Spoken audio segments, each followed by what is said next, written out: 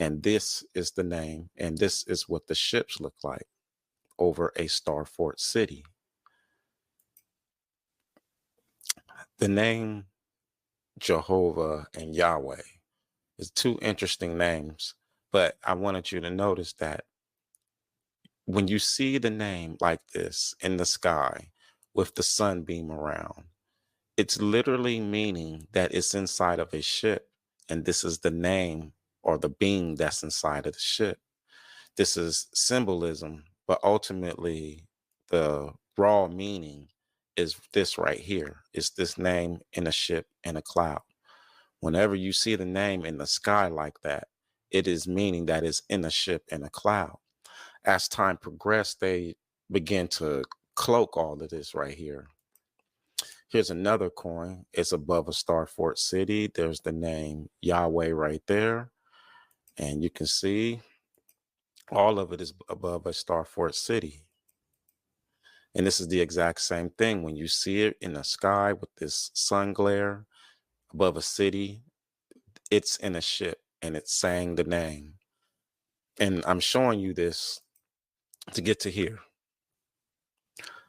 Here is Jehovah with the I. So Jehovah with the I. And if you notice, it's in the cloud of fire. It's in the cloud, and it's the exact same thing. So Yahweh and Jehovah is actually the same person, and it's showing you the name Jehovah in a cloud.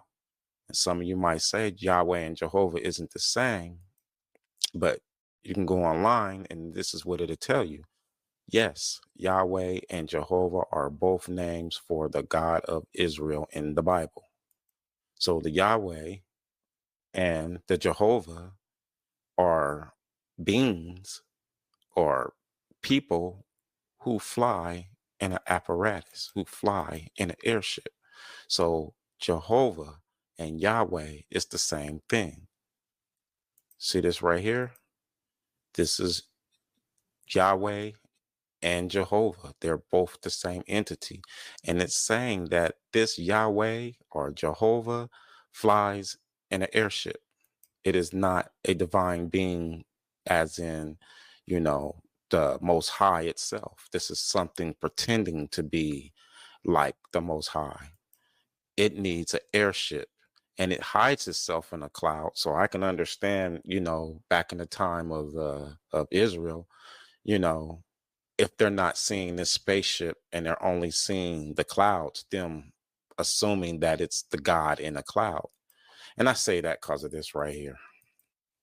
It says in the Bible, the God of Israel is described as fighting in a cloud and fire during the exodus of Israel from Egypt.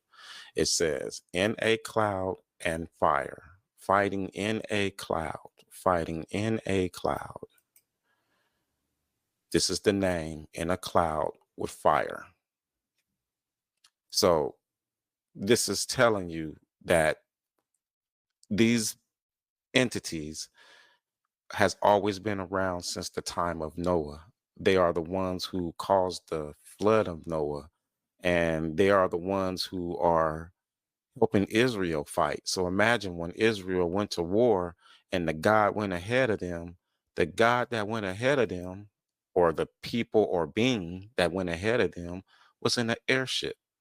This is the reason why they was able to win so many wars. It's because their enemies are riding on horses and their ally is in the air in an airship firing upon them. So I'm saying this ship right here caused this right here. That ship right there fired that right there. Caused that destruction. Boom. Caused it. That's what I'm saying. It made everything look like this. So the same God that destroyed the the the world during the time of Noah is the same entity, the same beings using airships to destroy our last paradigm. And if you go Bible wise, it's saying that this entity or being was helping Israel defeat all of its enemies. So we go on to this next one. That's what this comes into play right here. This is Israel's God, but it shows it flooding the world, and it shows it destroying the world once again in 1665.